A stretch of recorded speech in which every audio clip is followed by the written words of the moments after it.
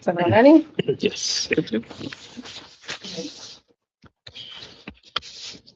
All right. Close session for agenda. My internet doesn't know. It's not connecting. Mm-mm.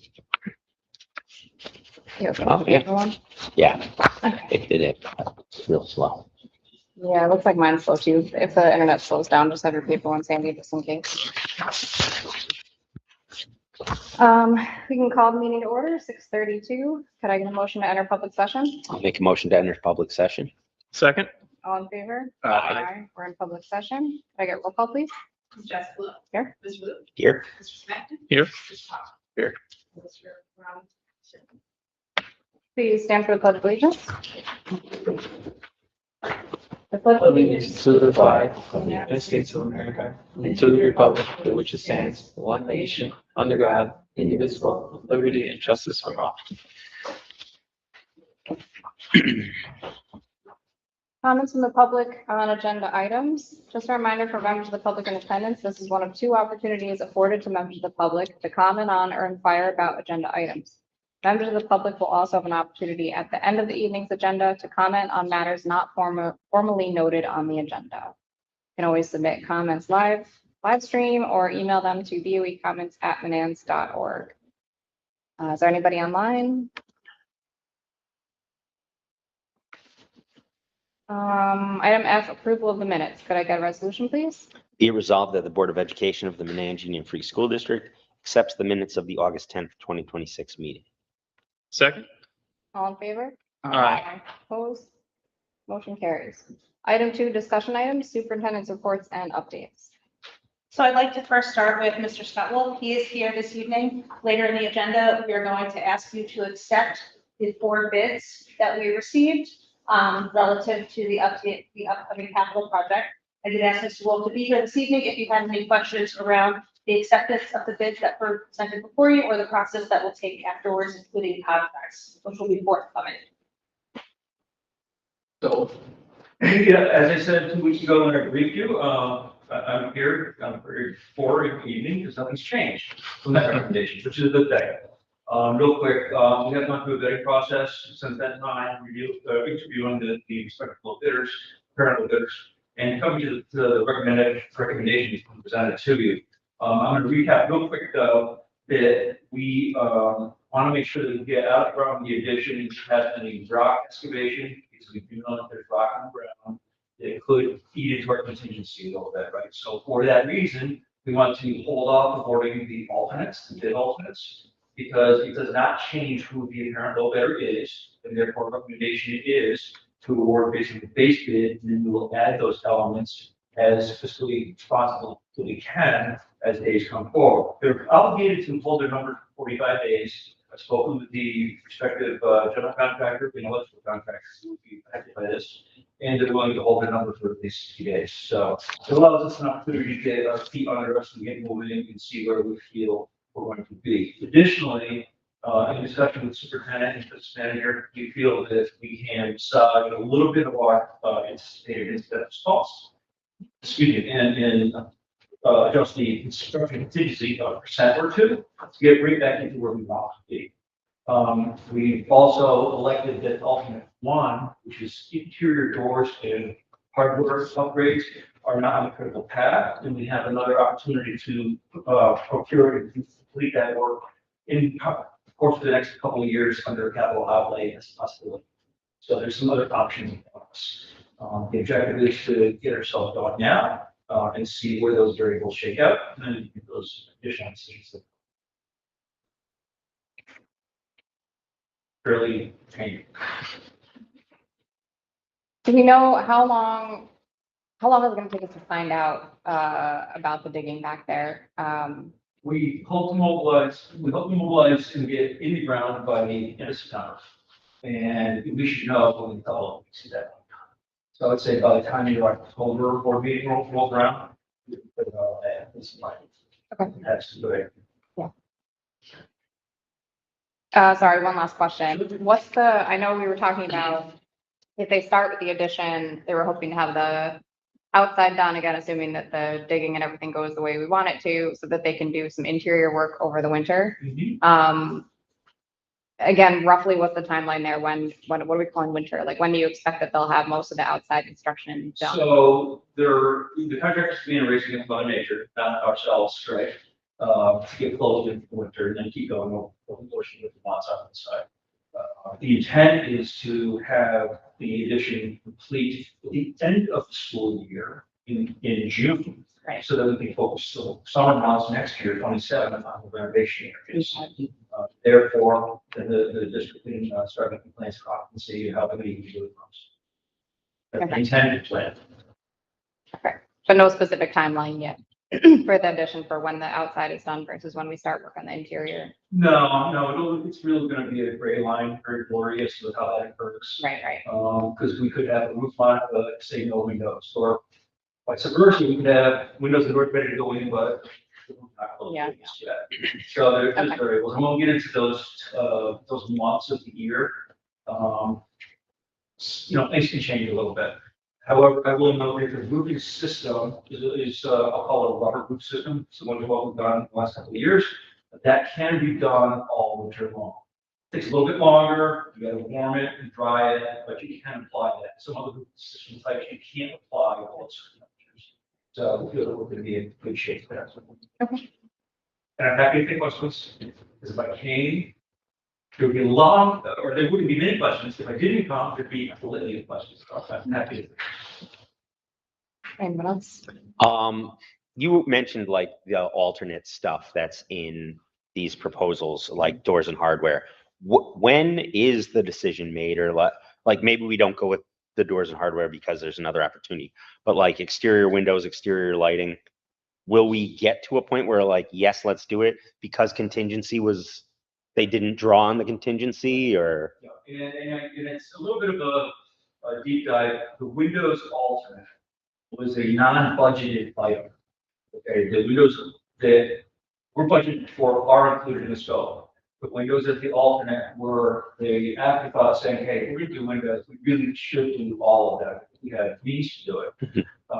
So that is something that, because the contractor's gonna wanna lock in his ordering for the windows all in one batch, not fragmented, that's something that we're going to want to render a decision on fairly early, as early as we feasibly can. The exterior lighting with the electrician, it's very non-critical. We can wait until springtime to get that done. However, it's one of those things that we'd like to get done in the fall months before there are winters with us. So it's just some self-imposed rush to want to get to those decisions as soon as we can. When you build in a contingency, Mhm. I don't care about overall the specifics, but is it like if it's just a percentage and lo and behold something happens, what happens if they are like, we just can't? I mean, we have a bid, we have their contract, obviously a contingency, but when does it become a bigger issue of like, they have to eat it basically, right? I mean, there's no contingency in their bid numbers. Not in their bid. So we have a separate contingency that it would be like a task work order or something. They'll be like that, and we would approve it. We would draw it out from there, yes. Being your construction managers, we have some autonomy to keep things moving and deal with things that are unforeseen. Yeah. If there's anything that's elected in any nature, it's certainly going to be presented to the board for input and decision. Mhm. But that's part of the trusting factor that you hired us to do is, keep things moving and not put the brakes on, right? Mhm. So we leverage our experiences to be able to know when to make sure you're informed, because this is something sneaking up behind us, or whether it's just rudimentary, we don't have to 12 and type this. It's not critical, right? Yep. But it does have to be done. So there is percent set aside. There's also some percents of unencumbered funds in the incidental budget that I mentioned a moment ago. Mr. Moran and I are going to talk about how we can soften that up. Yep. Create those monies to work with. I would say in the first 3 to 4 months, we're going to really kind of have a handle on the state skeletons that are going to. Okay. there can be change orders that come up that are not covered in this. Like if they start, I remember from the last project that there were a ton of them, and I don't remember what they were all for, but some of them, they start working on the roof and then they come across something that might be asbestos, or they start digging and they find a pipe that they didn't know was there, or something that is not the contractor's fault, that was also not foreseen in the scope of the project, that, okay, now we have to do. It's not something that we elected to do, but it's something that has to be done to complete the project, and that's gonna cost us more. Mhm. And it comes out of the contingency budget. They let us know that there's a change order for it, and now Yeah. the project cost is X plus instead of X. But it is built into the project budget. It's anticipated, so from a starting point, I will say to you, we're gonna spend the contingency, assume that, right? It's in the project budget, but it's not in their quote. That's It's, correct. it's not in the contractor quote. Right. Like if the, this, general construction number might end up higher than this number that they quoted here. If there's unforeseen things going on in our ground or in our building Yep. that don't allow them to complete it the way that Yeah, they expect. You'll them. hear me use, original contract value and reconciled contract value. Yeah. As a cheese through the course of time. Sounds good.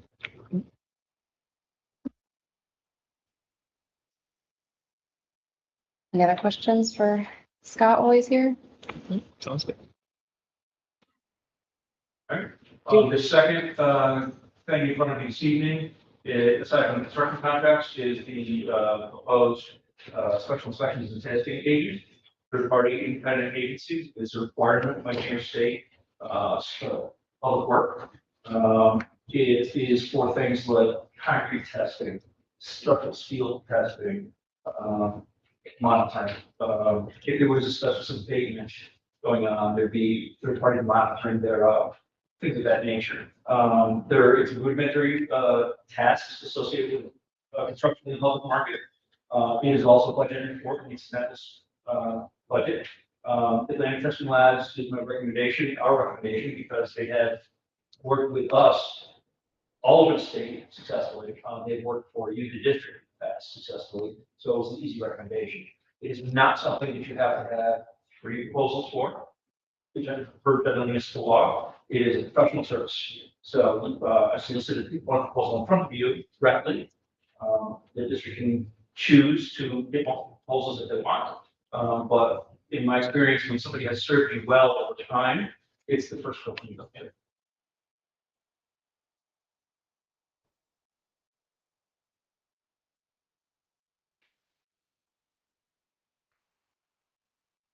That was under item 3, J. The last item on the bid acceptance list was a separate, we gave a list of the kinds of things they test for and the prices for those tests.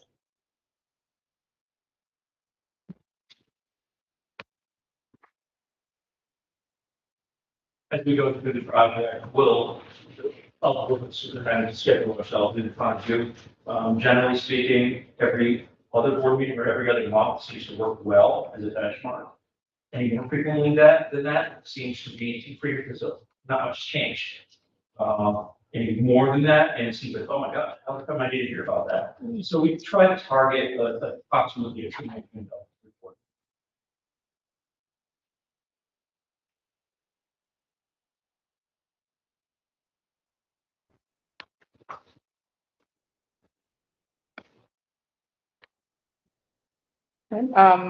Do we want to ask questions now so we can leave? If we have any questions on like do we want to discuss the upcoming items?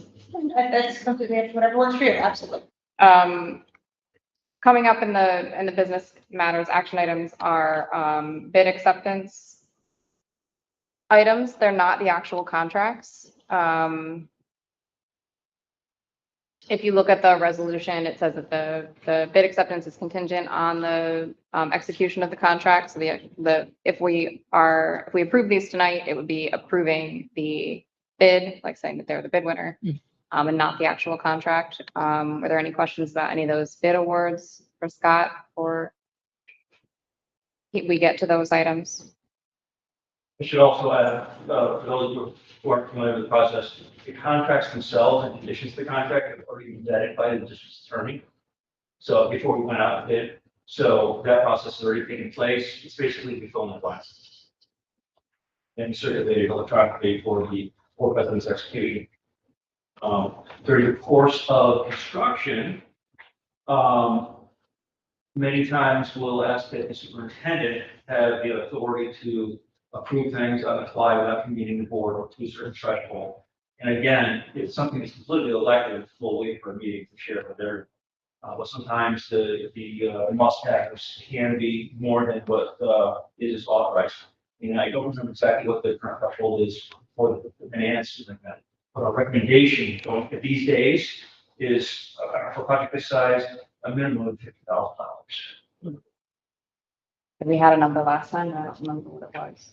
I feel like it was not 50,000, but I would agree with you, nothing's that cheap. yeah.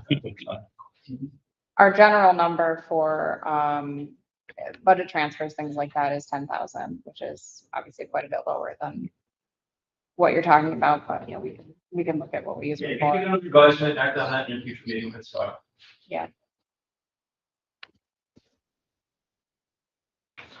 Any other questions for Scott?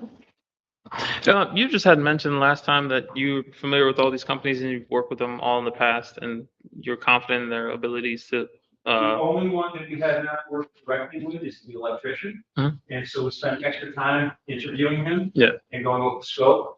A couple of my staff went over that with him on each turn basis, going over every little thing.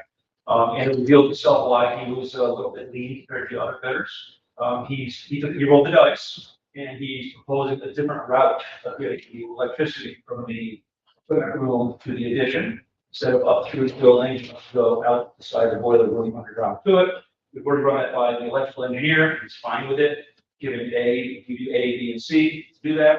So he's factoring in, and he's gonna save himself a little bit of labor to be able to do that. Not working as much off shift, and you can do that on a regular basis. So it made sense to us. There were no red flags. And he went through a lot of Q&A and fired out to make sure that he's got everything covered. okay. We have maps that we keep somewhere to show like when stuff goes into the ground, where that is later for future projects. You know, Okay. we keep accurate measured record drawings of every product we do, so we can throw back to, takes a little bit of guesswork out when we go back. Right, yeah. I remember we were talking about out here, we knew where the stuff was in the ground. Gas lines, for example, yeah. Yeah.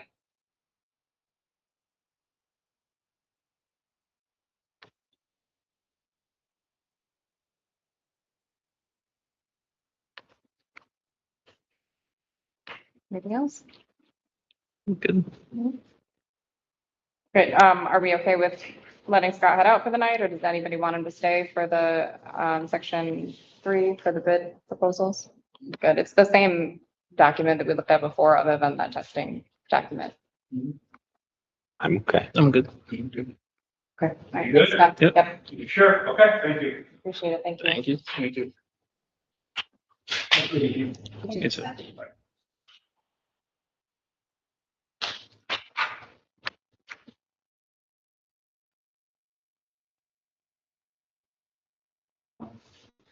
So tonight for you, I have a brief presentation about updates and priorities for the upcoming school year. At our last board meeting, we looked at our priorities and, our trajectory over the next 5 years. Tonight, we're going to look just at the upcoming school year. So as we look ahead to this coming school year, we've taken a look at our draft strategic plan, where our path is going to lead, and started to narrow the focus about what we needed to focus on in year 1. One of the pieces that we talked about in our strategic plan is it's not as lockstep from year to year. So we were able to take a look at that plan and decide really where our starting points were and look at some of the broad topics that you gave us before it is formally approved so that we can start planning and looking ahead to this coming school year. So tonight you're going to see it, I broke it up into the 4 categories that we are going to be talking about in our strategic plan. We're going to start with academics. So as we've looked at our instructional program, one of the things that we have talked a lot about is assessment. Over the last 5 years, we looked at making sure that instruction was clear. We looked at learning targets. We looked at priority standards, and we've done quite a bit of curricular work. Now it's really time to look at some assessments. Assessments are those tasks that we give to kids that they do independently, and they let us know, do they get it? Do they understand what they were taught? Can they apply it? And there's different levels of production that you ask for a student, from basic recall all the way to analysis, but it's really time to take a look at assessments. The idea behind this is you start with the end in mind. What do we want kids to be able to do?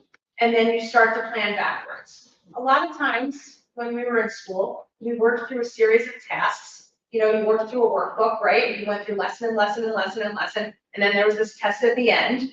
And, you know, for the most part, it seemed to align, but, you know, sometimes you're a kid, you're like, where did that come from on my test, right? This is the idea that you start with the end in mind. So we're going to take a look at assessments this year, and it's going to really be a 3-year progression.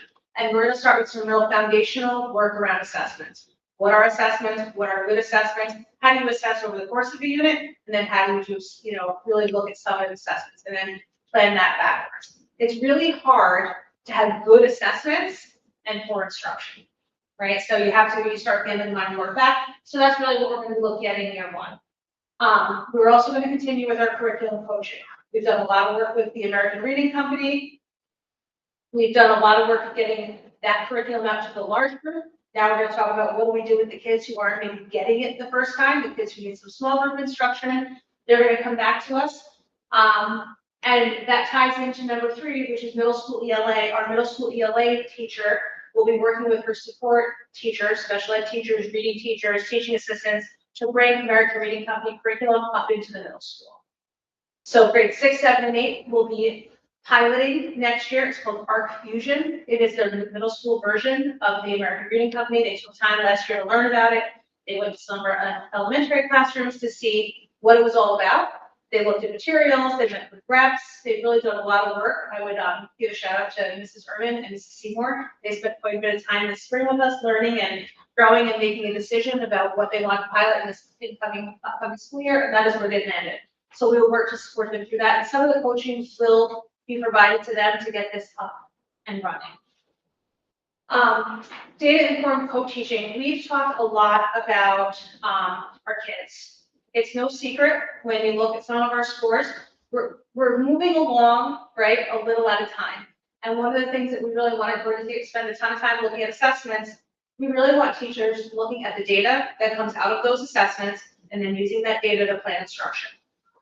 It really is a shift in some places in how we work. Instead of just moving through curriculum, you need to cover these standards in this curriculum, but you're checking in more frequently to see where kids are, what do they need, and what's our next move. And when you have a co-teacher in the room, you can talk about, this is what most kids need, and then we have this group of kids that maybe aren't getting this, like when we pull them to the side and we give them a little bit extra. Maybe we're teaching the lesson parallel. I'm teaching with a group of kids over here, and you're teaching over groups here. Maybe we start together and we break apart. But when you start looking at data, you can make better informed decisions. And then the last piece, and this is why we will speak more about later in her section, is pause. We looked at our schedule, and we sat in a room for a long time, as we do each year with schedules, and we talked about how can we capture some time. Initially, we were hoping to make instructional periods a little bit longer, and then as you're working and you're going, what actually came out of it was when we started capturing minutes here and there, we wanted to put this chunk of time in the beginning, and then we looked at each other and said, how great is homeroom really going in the middle school, right? We have this captured time that really isn't super purposeful in a lot of ways. Teachers were looking for ways to do makeups and redos and get to kids, right? And they need extra help. Kids were looking for ways to get to teachers. Parents were saying to us, when is there time for teachers to help our kids? And we came up with this pause time, which will be from about 8 to 8:35 each morning. Kids will report. We're going to do attendance in a little bit of a different way. We're going to do lunch count in a little bit of a different way, because that's really the big bulk of what homeroom is. And get kids the ability to, one, ask to see teachers, but also teachers being able to see kids. And this is why we'll speak a little bit more about that. But it's going to be a way to support our middle schoolers and really continue our commitment to the grading for equity work that we've been doing, and also commit to finding ways to get kids in front of their teachers outside of the traditional classroom. In the vein of SEL, we have committed to being a responsive classroom school. All of our teachers come on board. That is our onboarding process. We send them to the initial training. This year, we're going to hone in a little bit on teacher language. Our strategic plan talks a lot about going beyond morning meeting and going beyond some of those introductory practices. Teacher language is something that crosses all phase. If you teach, use your language, and it is something that's probably one of the most overlooked and underrated tools that you have as a teacher. We are looking to pilot the Positivity Project. For the last 5 years, we had implemented Fly5 as our SEL curriculum in K-5. The feedback from our teachers were, one, it was really reading and writing intensive. So right there, kids were like, can we please go back and do a morning meeting? The lessons were long, and they weren't very transferable as the kids got older. It worked really well, kind of the K2 kids, but as the characters, over the years, the characters grew with you, but the feedback from the kids, they kind of became unrelatable, corny. Middle schoolers told us that right off the bat, and then we started to hear that from 4 or 5 when we talked to teachers. We came across, we had to go out, talk to their colleagues, find out what's out there. We work closely with Mrs. Kozlowski, who oversees a lot of the MTSS work we do. It looked at some different options, and the Positivity Project was something that rose to the top, and we're going to take a look at. Responsive Classroom is a tier 1. That means that everybody SEL program per se, and then the Positivity Project is kind of the layer on of the what. So together, Positivity Project alone would meet the demands of a CASEL 5, but combine that with Responsive Classroom, and then you start to become, and you build a whole program. So we'll take a look at that for K-5. And that's also going to connect to the building theme that Mrs. Wiley will talk about later as well. And then the last piece is Manans Connects. Mrs. Wiley has worked really hard to develop this. She's going to provide you more details, but it's really an onboarding process for our new families. How do we onboard our new families, help them into our community, become part of our community through the use of existing families and start to build some bridges. Manans Connect could have went here, it could have went under communication, and it could have went under our DEI work. It really does a nice job of crossing, some of the different goals that we are setting forth. Under DEI, we really leaned heavily on the DEI committee, but we also leaned heavily on the survey that was provided to us, or the assessment results that were provided to us through tangible developments. The first one really came out around student voice. So we're looking very closely at different leadership opportunities. We have our 8th grade officers, they lean heavy into fundraising, right? And making sure that their 8th grade year is successful. And we, over the course of time, we've kind of blended that. Some groups have really run with that. And some groups are like, no, like we really like this 8th grade piece. And then the other parts of student leadership hasn't maybe been as robust. So we're looking at some different opportunities for student leadership, whether it be a grade program, student elected student reps that help get their class and have an amazing 8th grade year.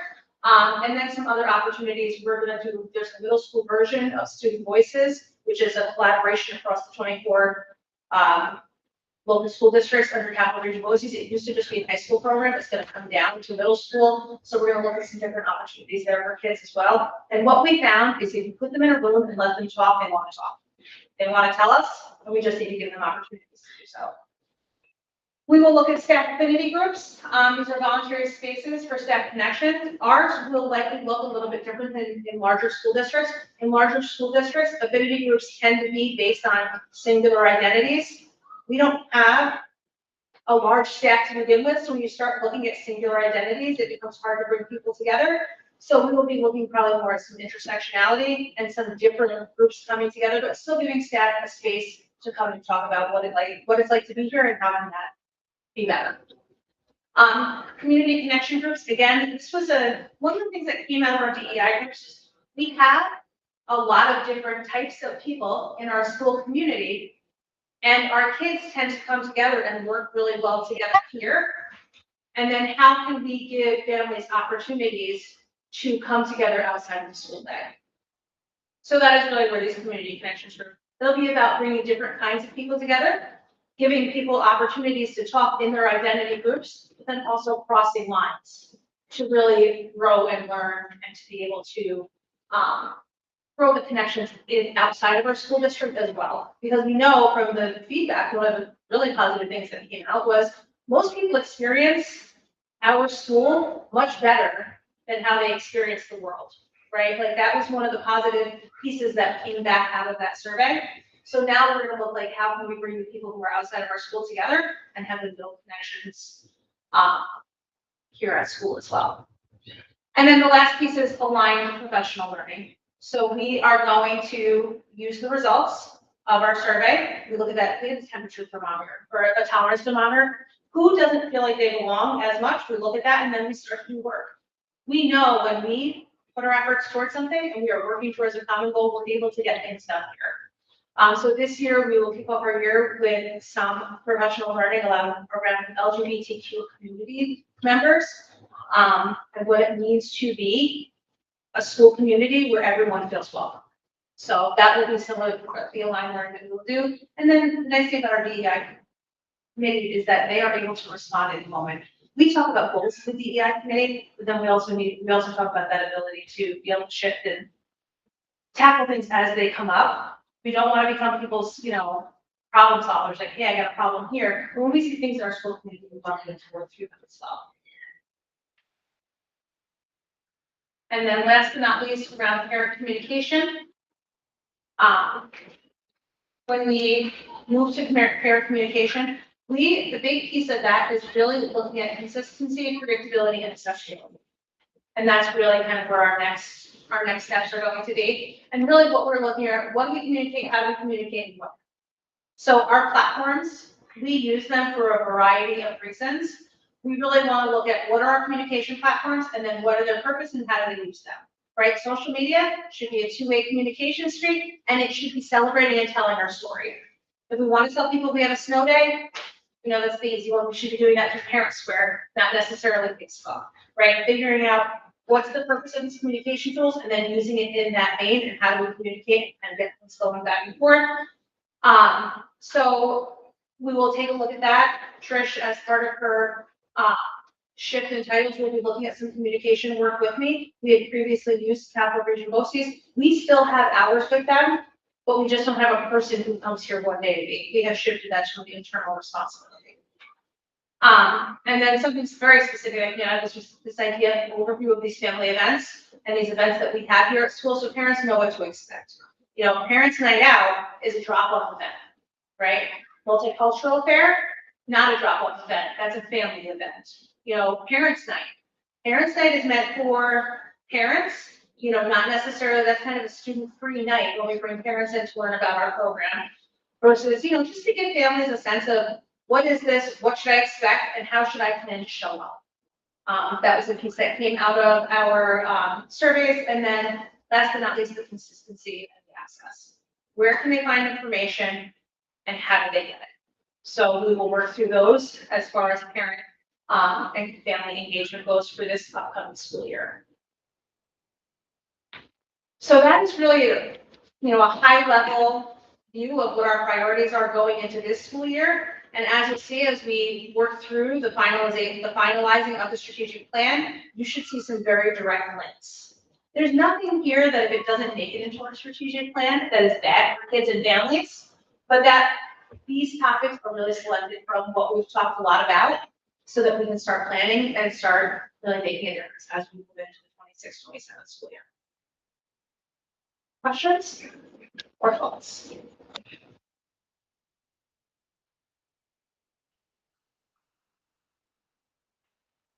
Thank you.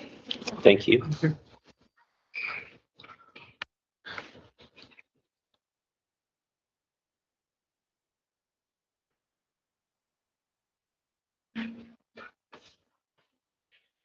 Item 3, business matters action items. A, tax warrant for 2026-2027. Could I get a resolution, please? Be it resolved that the Board of Education of the Menands Union Free School District accepts the 2026-2027 tax warrant resolution as attached. Second. Any questions about it? All in favor? Aye. Opposed? Motion carries. Item B, contracts for approval. Could I get a resolution, please?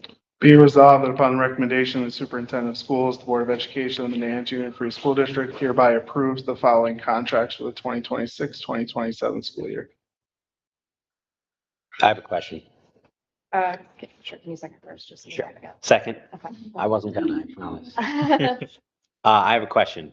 The South County contract that was in there kept going on about fiscal year. It was like, terms of this agreement shall be January 27, 26 through June 30th, 26. So it's like only for half of the year that already happened. I don't know. It was weird. I need to go back and take a look at that. Can we table this contract temporarily, just because this is a contract that we initiated in January of last year? And my guess is that when the attorneys reviewed it, they didn't adjust that to be September. Okay. Yeah, I think there, maybe it's just one date in the whole thing. No, see, like, Yeah, it says it in the. number A, template. special education non-residential tuition rate for 25-26. Yeah, that came from them. Yeah, yeah, so because they're the receiving school, they generate the contract for us and send it to us, so let me send that back out. Are we I know gonna, that it is for a full school year. right, I know, but are we gonna need it in place before the school year starts? No, we have an existing relationship with South. Yeah, it'll be fine. Okay. Yes.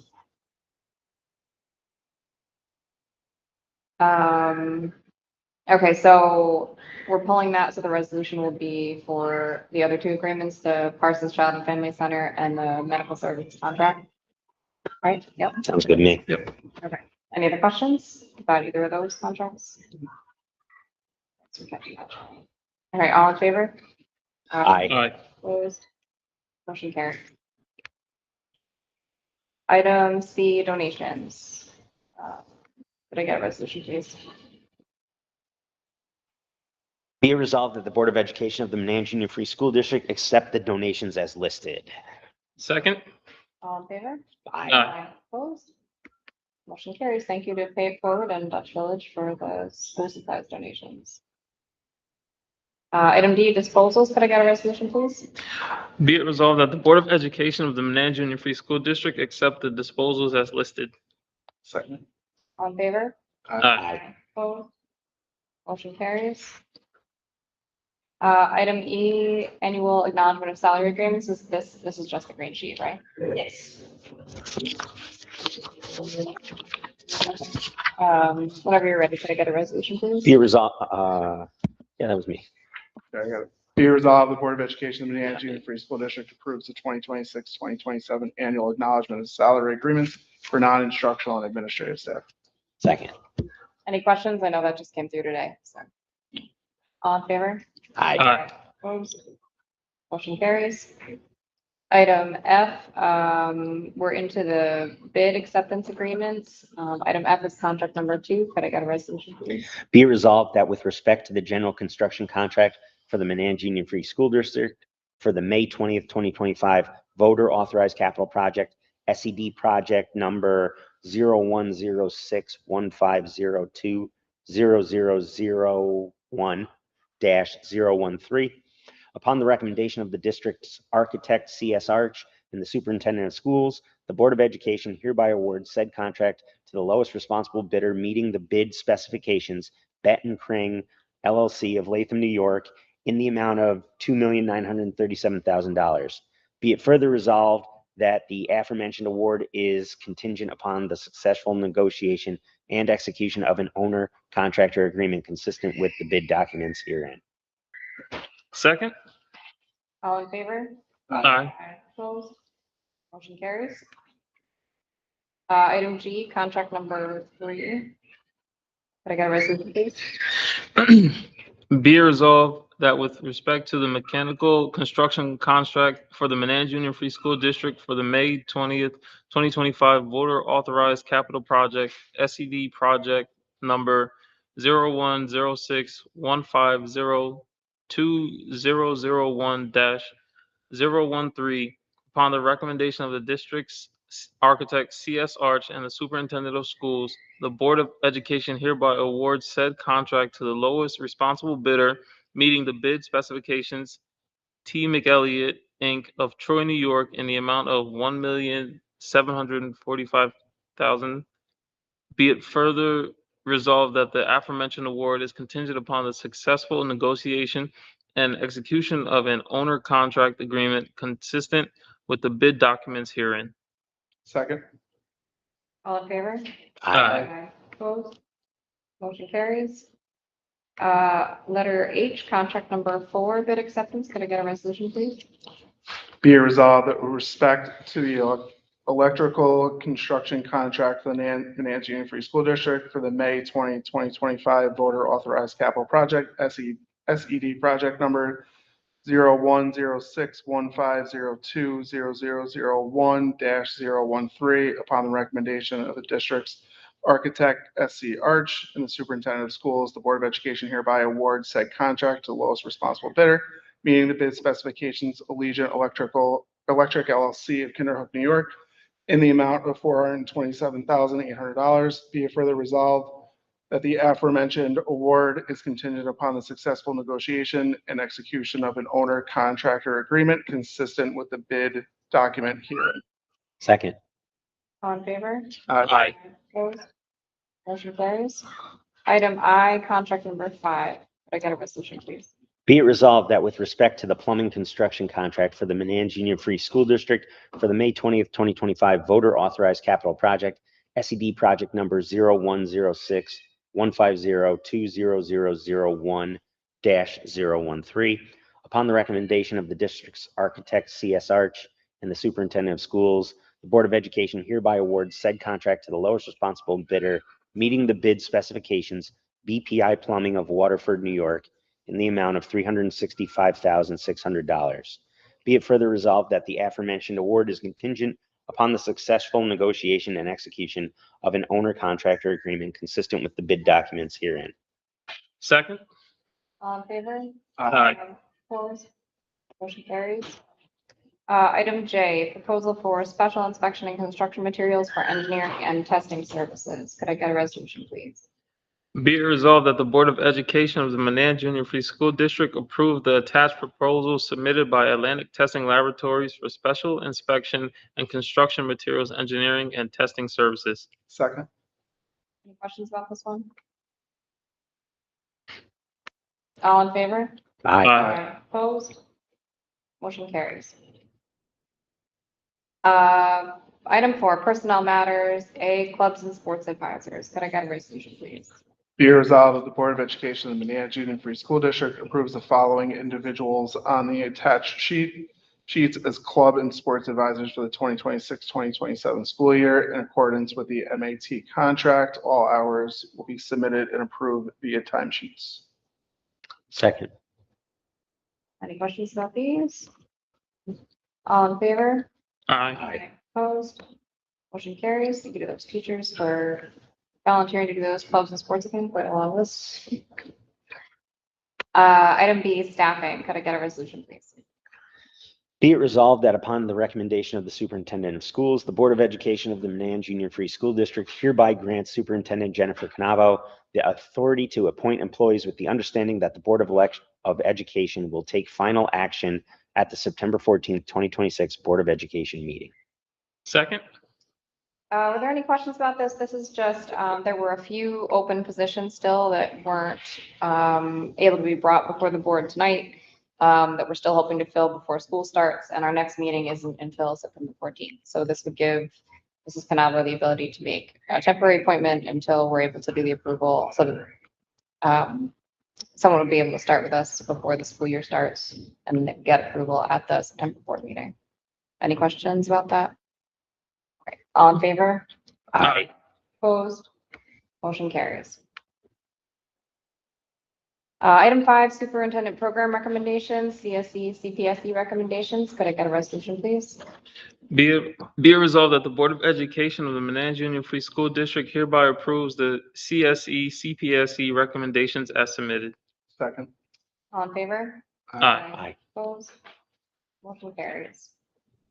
6, student matters, enrollment update. Projected enrollment for 26-27 school year is 287, which is where we are with completed registrations. I see that you already answered my question about the wait list for pre-K. We do have a bit of a wait list. Weird. Did we talk about maybe going up to a larger number if we were able to get 8 in that room? Is that still under consideration for this year? Yes, it's going to be staggered contingent. We're still, I think we still have 2 open 8 vacancies. So as we work through those, As soon as we have the ability to add 2 additional students, we will. Okay.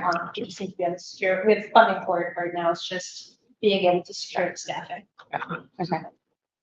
I would add 287 is lower than where we ended the year. This is pretty typical where we are right now. Mrs. Kozlowski and Mrs. LaFountain will be going down to Skylar Inn to do registrations later this week for students who will be joining us from the shelter within the district. Mrs. LaFountain opens her email daily with some additional registrations each day. So while I would say 287 is lower where we ended, I would say that this is right where we are, this time of year. Because you have to remember the people who we have exited that have left the district, we've now, by this time of year, have gotten their records requests, so they have come out of school. So there's a little bit of a flip-flop that's happening.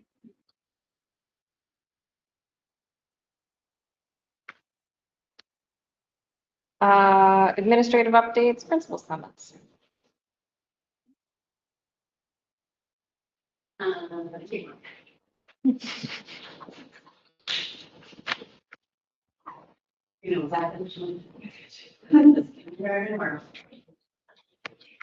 So I know last time you had the update, I wasn't able to be here, but you heard a little bit about Tiger Learning and our middle school STEM program, which I just wanted, before I talk about kindergarten warm up, the middle school STEM program that Ms. Irvin ran really went pretty well. We have been looking for a way to really engage our middle schoolers over the summer, and I think we're on to something. She had 5th graders going into 6th grade for 2 weeks, and they did a STEM-based activity where they were building cars and they were racing cars and they were measuring distances that cars could go based on a lot of things in science that Mr. Herman would tell you more about. But they really were all hands-on and very engaged. They were building and taking apart and building and making motors, and they were loving it. 2 weeks of that with the 5th going into 6th, and then 2 weeks of that with the 6th going into 7th. The 7th going into 8th had the opportunity to work with BOCES, and they had the STEM program here, Regeneron, I believe it is, who supports that.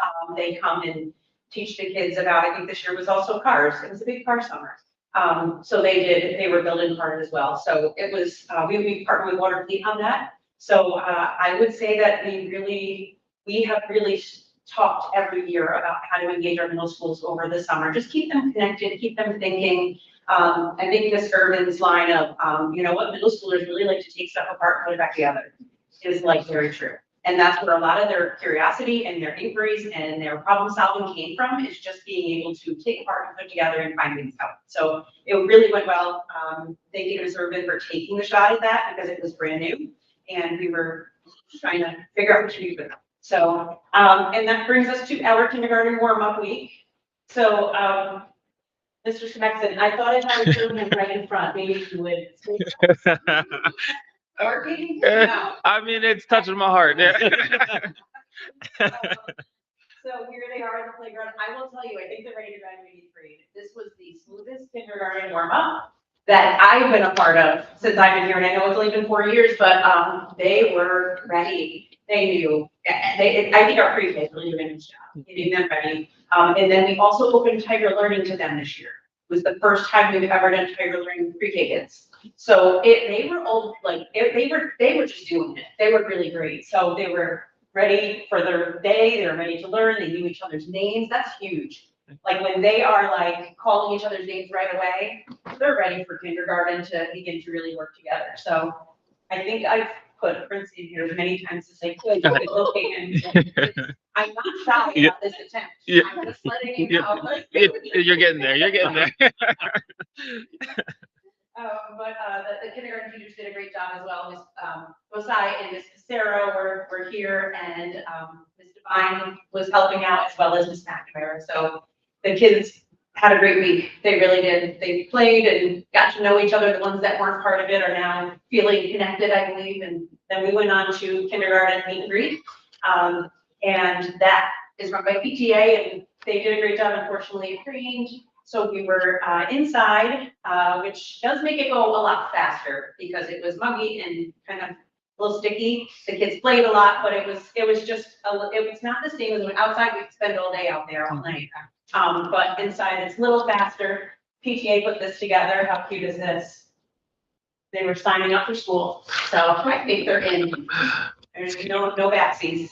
So, yeah, meet and greet went well. You know, they played in the classrooms, got lots of toys out and enjoyed time together. So parents got to ask questions of the teachers, got to talk to me a little bit about transportation, you know, the things that a kindergarten parent just wants to know about. We were able to accomplish some of that. Things coming up, we have our superintendent's conference days, first day of school, obviously, and, you know, I know that you all know that you're invited, but please feel free to come first day and help us get all those little guys to classrooms, and, you know, and we get them off the bus, and kindergartners need help, and they need to know where they're going, and our new students, so if you feel inclined, feel free to join us on day one for the welcome. The 8th graders are getting ready for Camp Jitchcook, so they are. Yeah, the teachers were here today actually putting everything together for that. Just if you know any parents of incoming 8th graders, remind them to get the registration online done. So if you know anybody, they have to do the registration online. Camp Jitchcook won't feed you if you don't do it very soon. So we're counting up the food count like this week. And we've got to know our numbers. And right now, I think we have 5 kids registered online. All the kids they're all, it's just we don't have registration online. So spread the word. We need those registrations. We supposedly called a lot of people today Yeah. to get those registrations in. I bet it sense. Bobby called me. Yes, no. Did she call you? Yeah. Yeah, we got the call too. Yeah. Yeah, so we were starting to get hurt, but, yep, so we're excited for our first days, and I just wanted to share a little bit about some things that are coming our way, some changes. So, you know, especially if people in the community are asking if you have a little bit of information around some of these changes. I know, Jen has shared a little bit, but we're just working on really the clarity and the access to making sure students have support. So it's kind of our theme going into some of these changes. Our theme for the year is building character inside and out.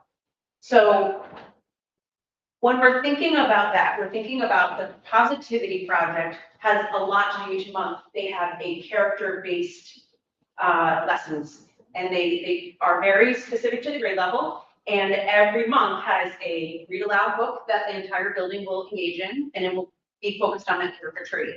We'll have an assembly that will be based on that character trait, and we will, you know, kind of honor and shout out students that are working hard towards exhibiting that trait.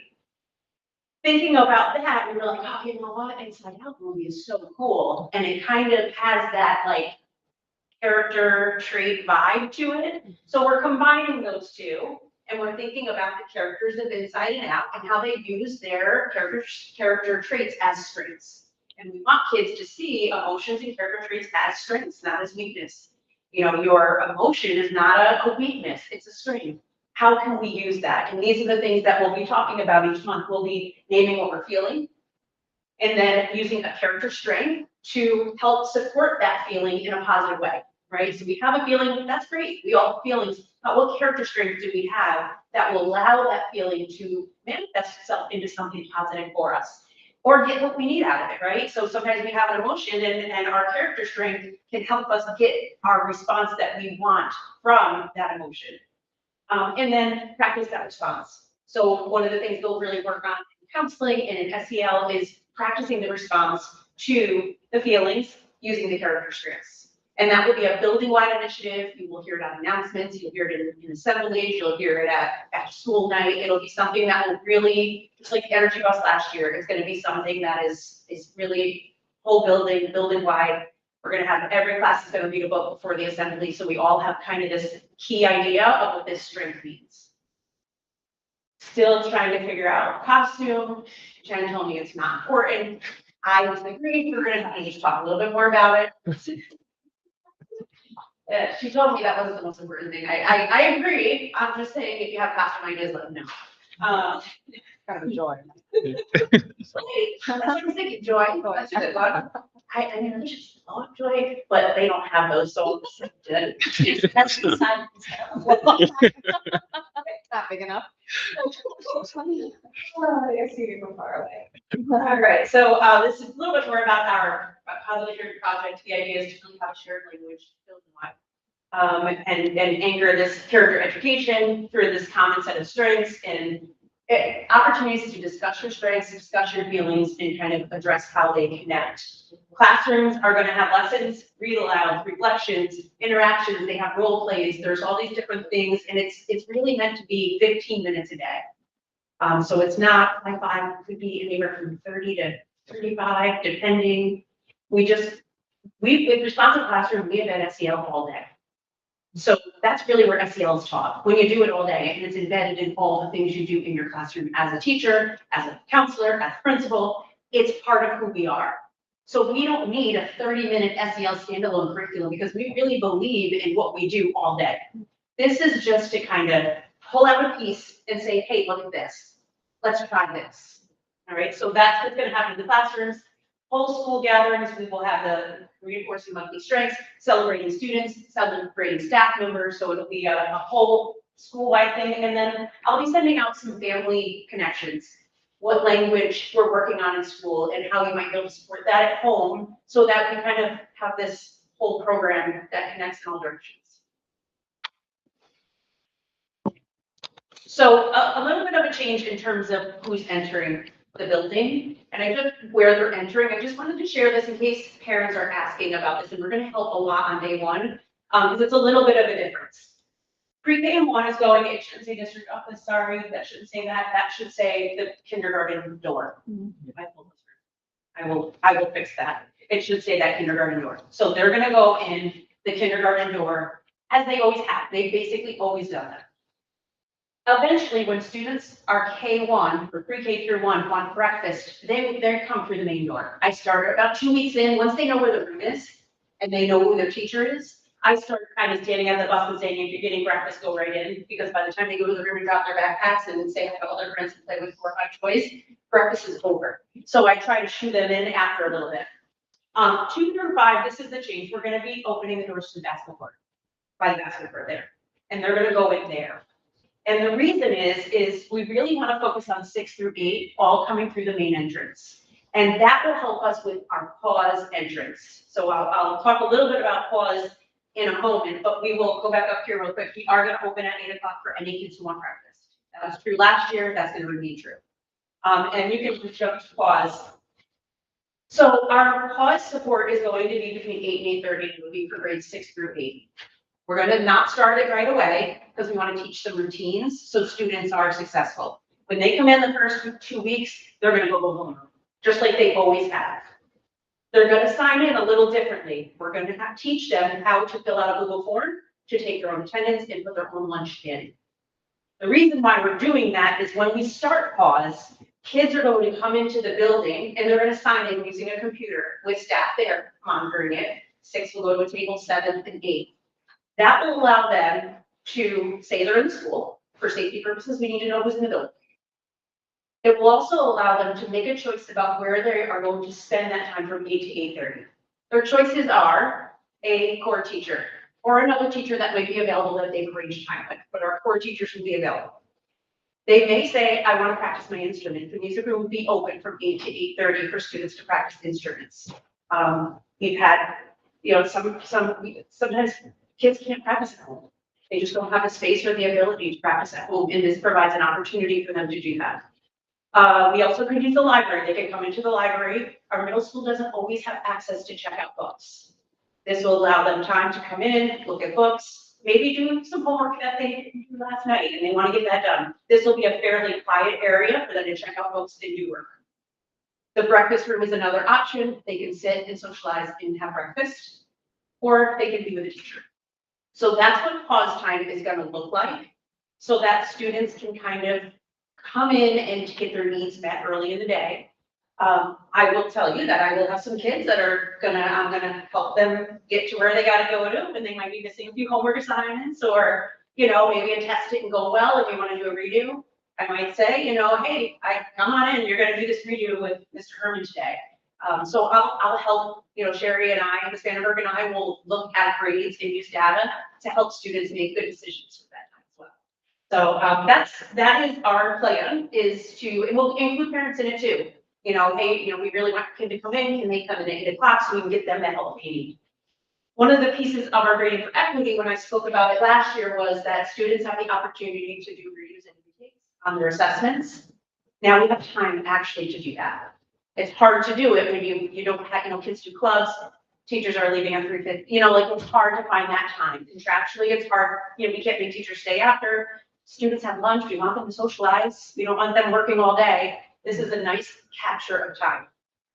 I'll tell you, they just spend time on their locker for a half hour anyway. So I think it'll be a nice calm start to the day, some student accountability and time with teachers. Before I move on to the next, is there any questions about that? 'Cause that's, Where are they actually going to do the sign-in? Are you gonna have computers like at the entrance, or Yeah. are they still going to the homerooms to pick? no, we're gonna have computers right at the entrance. We'll have 3 tables and I have staff, we'll be staffing those tables. So it'll be a 6th grade table, 7th grade table, 8th grade table, and then they will log into the computer, say where they're going. There'll be a drop down. I'm going to the library, I'm going to the music room, going to the lunchroom, or I'm going to Mr. Herman, Mr. Fetty, whoever. So then if we ever, there's a fire drill, we know where kids are. Right. We need to be able to pull that information to know. Any other? I think pause is a great idea. Just kind of a couple questions. So the so we're adjusting our time for pre-K through 1st grade. So are they still all will start at 8:10? So will they be held essentially on the bus until 8:10? So our building will open at 8 for anyone that wants breakfast and middle schoolers. Yes. Middle schoolers are coming in. Pre-K starts at 8:30. Pre-K, yeah, okay, Pre-K pre-K will is still be at 8:30. Yeah, I will fix that. I apologize. Thank you. Yes, and just so if anyone who's not a middle schooler or the youngers, so assuming what time the bus comes, they have to essentially They'll hold wait until until the the, bus are coming for breakfast. Yeah, Either that's- one. Yeah, so they're, the kids who are not in 6th through 8 will wait on the bus until about 8:10 and then they come in, or a little bit, we usually get them off a little bit, like 8:05. We start getting them off and we're out there. We'll supervise until they can come in. gotcha, okay. Yeah. Any other questions about? Are the bus times backed up a little bit earlier then? Because- Yeah. Did you, yes? Okay. Buses are, set to run that when I get to, so it doesn't mean that I won't reach out to you, you said it in, but that And is, we did talk about just emptying the buses at 8 AM and having some supervision. We're still kind of working on it. So Yeah. that piece of the younger kids. Right. I'll update you on that. Yeah, it's whether you can get the middle school teachers versus all the teachers to be ready for supervision right at 8 o'clock. Right. Yeah. Yeah. And the older kids, the middle schoolers themselves will take a couple of minutes to get there because they have to sign in Sign in. and get breakfast, Yeah. if they're getting breakfast. So that's gonna, by the time they actually get down there, it's gonna be 8:05, Yeah. 8, it's gonna, Yeah. it's gonna take a couple minutes. The younger kids get off the bus and they run right to their teachers, so getting them to a teacher at 8 o'clock exactly might be a little bit more. Yeah. And we just have to work out some kinks of that. I do have one quick question. I totally agree with Patrick. This is fantastic idea for the kids. This to me sounds like this is in the moment of when they arrive, this is what I want to do. Is there the option for the kids and or the parents, and I guess the third would be the teacher, to say, hey, I want to set up before tomorrow, you coming in at this time, and now it's already predetermined that that child is going to X location? And if that is the case, do they still have to sign in at the front desk, or is there something that can be done in the background that says this child is going to be doing this day, and the attendance and lunch part is kind of already done prior? Oh, I'll think about that. I didn't think about the preset part. Let me play with that idea. Yeah, and I know things like we could, and then next thing you know, child's sick and they're not coming in, which we Right. have to let everybody know anyways, but just And kind then of, we have them on the list, right? Yeah, okay. Yeah. Let me think about the logistics of that. But yes, the other answer, parents can ask for a kid to come in and meet with a teacher. A kid can ask, I want to make up an assignment or a test, or I just have questions about homework. They can do that. And teachers are going to have their own list of who they want to see. And then I'll kind of be there being that person, like, hey, talked to Dad last night, you're gonna be meeting with Mr. Fetty today, or I talked to, Mr. Herman talked to me and said to me really much, and we got a quiz. So I'll kind of go through that list and support kids in that move. So yes, I encourage parents to reach out if they have, somewhere they want their kid to be. We will make it happen. Okay, cool, awesome. And just one last question. Yeah. So we got from 8 to 8:30 block time. Does that make 8:30 tardy? Or, my worry, and I'm thinking as a middle schooler, I have from 8 to 8:30 to get into the building, sign in, and go somewhere. If I have nowhere to It's go, still gonna be tardy. okay, So that's on that form, they're gonna fill out that form after 8:20, it will be considered late. gotcha. Okay. Sorry, I got one more. Yeah. Sorry about This is why I wanted to share it with you guys, because I knew that, my middle school parents Yeah. especially would have thoughts. Thinking about the logistics for school entrance and where the grades are going. I have a third grader and I also have a sixth grader. Let's say my third grader is going in through the door and my sixth grader wants to slide in behind her. Is there going to be somebody there that says, nope, this is not your entrance, go this way? And it is best way I can say is it a hard, this is not the door you are allowed to go into? Or is it, you're not supposed to go through this door, we'll let you today, but tomorrow you have to go through this door? They It's a can't slippery because- slope and that's, They can't because their attendance will be dependent on them coming to that Okay. table, and then they will be marked absent, and you'll get a notice Gotcha. saying your Okay. kid is not here, and you're gonna freak out. I like how you think though, I feel like you're trying to, you might be a great principal. Because that's exactly what I was prep thinking. all What entrances. doors are they gonna try to get into? Right. We talked about that. Yeah. But yeah, we have a couple staff at each doors to make sure that, and it's the 3-5 door that I'm Yeah. That's Yep. the one that they might try to slip into. But yeah, no, I mean, unless, if their little sister was crying and they wanted to walk into class and had a conversation, like, that's Right. a little different, Yeah, but, not as the norm. I was thinking about it from the perspective of a middle schooler that might not want to sign in to do the things that they're supposed to be doing. So we'll slide through this door and we'll be able to talk and do whatever we want in our locker and yes. As long as that door is open for arrival and adult will be there. At 8:20, those doors are gonna close. Yeah. And everyone's gotta come into the main and they will be late. Cool. So. Awesome.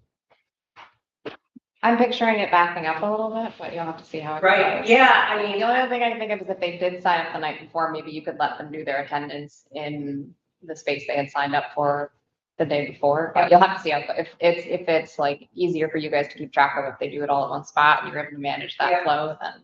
and I'm even thinking like the tables are separated, but there could be 3 Chromebooks on each table. And 3 kids at once are signing in, as long as one adult is managing the table and sees the kids signing in, then, and I think if they don't sign in and their parents get notified that they're not here, they'll see why pretty quickly. Right. And I'll explain to parents, like, please tell your kid to sign in, it's for attendance purposes, we need to know they're here. And we'll take attendance during the periods too. So it's not, the kid isn't gonna go too far in the day without us knowing they're here. And then, we'll figure out where they were that beginning of the day, so. You said for the first couple of weeks, they're doing regular homework, so. Regular homeroom, Regular homework. but they're going to log in on the computer to practice when it's after there. So. But they won't have to know this for day one. For day one, it'll just be So like. day one, they'll go to their homeroom that was put on their back to school packet. Yep. They'll go there and the teacher's gonna practice doing attendance this way, so that when we get there, it's easy peasy. Anything else? That's good. All right, open to feedback as it goes along, so, we're gonna keep talking about it. What else do I got, Trish? And then I just wanted to kind of talk about the Manans Connections program. This is actually, Courtney's idea. Last year, sometime during the year, she said, just a thought, not as a board president, just as a parent, this might be a good idea. And I kind of kept it in the back of my head and thought about how we could roll it out as the school year began. So what is happening right now is new families are registering. I get a notification from Tammy that they're registering, and I reach out to the family pretty quickly and say, welcome, our new student orientation is this date. I also am opening up this new program called Manans Connects, and we would like to connect you with an existing family that has been here, and could help answer questions or tell you what events are great to go to based on age level, tell you, what happens at open house or at back to school night or parent night, or, so just kind of give the insight, the scoop of what Manans is like, and, someone they could just text real quick, like, hey, I'm thinking about going to Hispanic Heritage Night, what is that about? Can I bring my kids? Those type of questions that they just want to reach out to someone really quick. So far it's been, pretty good. The parents who are coming in have all been very open to it. I've been able to connect several families already. If any of you want to be a family that connects with a new family, I need more existing, Ann's families that can connect. Patrick, you're welcome to. You know, I thought about it. It definitely was on the thought of my mind. It'd be a short term, but I thought about it. And just, you know, if they're having a hard time with parents where how to find something on the website, you know, it just, you guys know so much and the parents here know so much. And then it might even be community stuff. I heard there's a crazy kickball league going on. What's that about? You know, like that you guys just have so much information and in a small town like this, it can feel like everyone knows each other and everyone knows everything and I don't know anything. You know, so I just wanted to, you know, bridge that gap and allow somebody to have an easy access point. A lot of them are coming to orientation, both the kids, the new parents and the existing families, the Manan Connections. And we're just gonna do a little bit of a breakfast and have them get to know each other a little bit and communicate a little bit there. And then they'll do a tour with their existing, the existing family, just to kind of spend some time together. So just wanted to share that program. I'll keep you updated with how it goes, but I'm excited about it. Thank you for the idea. When's the orientation? Orientation is next Thursday. Trish? Yes, Thursday. Okay. 9 a.m. The third. I'm sorry, this Thursday, not next Thursday. Yes, okay. Right. 9, you said? Yeah, 9 a.m. Okay.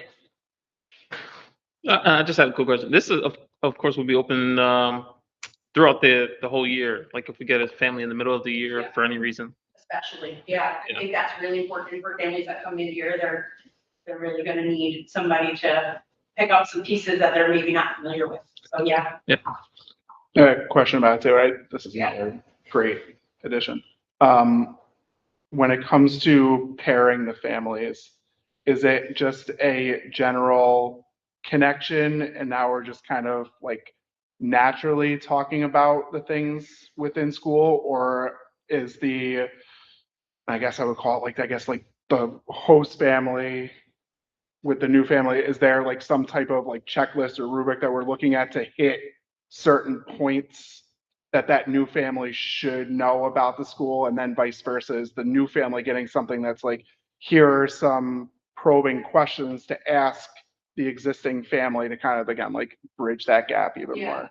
I was actually just thinking about that because we do something similar with our new teachers and our mentors. So I was thinking about modeling it after something like that. Yeah. So my thought right now is sending out like a monthly email to the families and say, you know, here's some questions or events coming up. Existing families or host families, can you know, these might be good topics, these might be good things to begin to talk about. And I like the idea of what questions should I be asking? Yeah. So I have thought a little bit about that and I would send it, you know, just send out an email that might kind of bridge that conversation. I didn't think about like 30, 60, 90-day check-ins and what is within that first 30 days, 60 Yeah. days, 90 days that they would need to know, especially as you get towards the winter months and then going into spring, like things of that nature. Yeah, absolutely. Yeah, that's a great idea. And in my ideal world, we have a couple get-togethers just to kind of get to know each other a little bit. It's awesome. Thank you. Questions? I think that was everything. Just one last question. Yeah, please. Will it be new families reaching out or will it be host families reaching in essentially? So I sent out a Google form on Parents Square of our existing families saying, will you be a connection family? Mhm. I've gotten responses to that. And then what I do is as new families come in, I try to match them up based on, might be grade level of their student, but not always. I don't always have a one-to-one match on that. And I also, you know, sometimes kids don't want to take on a buddy in their own grade. They might want a younger buddy. They might want to, you know, it depends. So, sometimes I kind of do a couple of times language-based. I had one family say, you know, if anyone from the Haitian culture comes, I really want to be able to connect with them. Absolutely. You know, we'll keep, so it just depends on the person. And then what I do is once I get a connection, I email the two together. And I just say, you two are now connected, here's your contact information, here's your email, here's your phone number, come to orientation together, we'll get to know each other, and then we'll kind of go from there. And then I was thinking of, maybe that would be my time when I hand out my first set of questions or, you know, ideas for the first month. Yeah. Does that make sense? Did I answer your question, Patrick? Yes, no, Okay. that's spot on. I think once it catches, I think it's I don't say it's a good idea, but I'm probably gonna. I think once it catches on, once people start to realize we have it, I'm hoping you'll have more volunteers for Connection Families. My suggestion is if you don't, have someone, if you have a new student come in and you, oh geez, I don't really have a great match. I would even have an individual teacher, you know, oh, you've got a fourth grade kid coming in, have your fourth grade teachers email the fourth grade parents and say, if a parent gets a general parent square, does anybody want to do this? Mhm. It's a little easier to say no to than, I've got a new fourth grade kid coming in. Is there, you know, someone in the fourth grade who might be willing to like, you know, buddy up with this family or sixth grade kid or, you know, whatever. And, you know, a more targeted message from, especially from a teacher might get you fill a need if you have one. Yeah. I've had some success as well, just thinking about people that I know would be great, just reaching directly out to them. You know, Right. just a couple people that I just said, oh, you love this person, like, I think this is a great match. And it's great, you know, they'll do it. You're right. It comes down to general, like, it's like, I don't know if that's really for me. Yeah. So, Or I don't know, you know, someone else, maybe they don't really need, right. you know, someone else will do it. I'm not ready for that. Yeah, yeah. Right. Thank you. Thank you.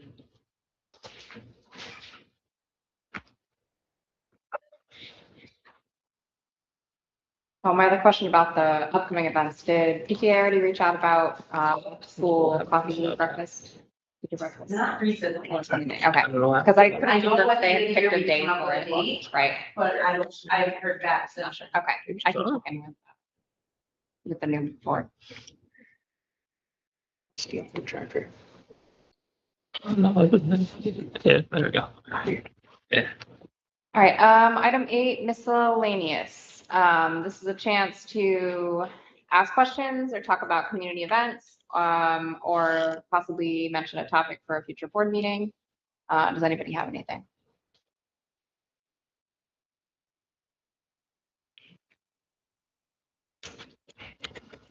Okay. Public comment. During public comment sessions, members of the community may address the board on agenda and non-agenda items.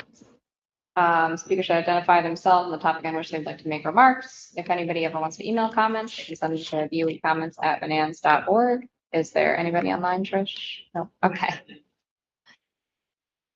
Then I guess that's it. We don't expect to take executive, unless anyone needs an executive session for any reason, we weren't planning on it. Could I get a motion to adjourn? I'll make a motion to adjourn the meeting. Second? All in favor? Aye. Opposed? We are adjourned. Thank you. Bye. We-